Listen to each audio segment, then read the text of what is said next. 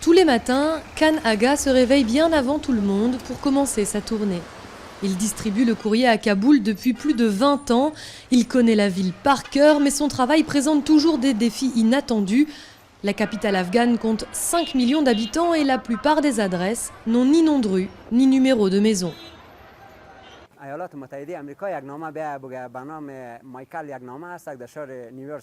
Quand une lettre est envoyée à un certain Michael à New York sans adresse ou numéro de maison, comment le facteur peut-il trouver la boîte aux lettres? Ici, quand on reçoit une lettre avec seulement un nom et Kaboul, Afghanistan, c'est aussi très difficile de trouver l'adresse.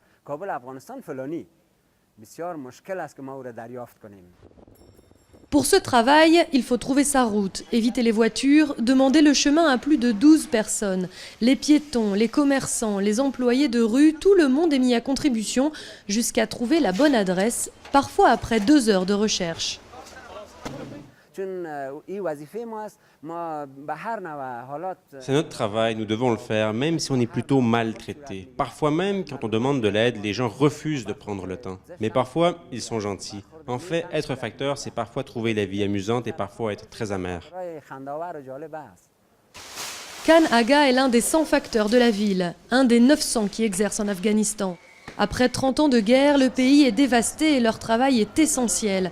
Parfois, les lettres sont les seuls moyens de communication entre Afghans.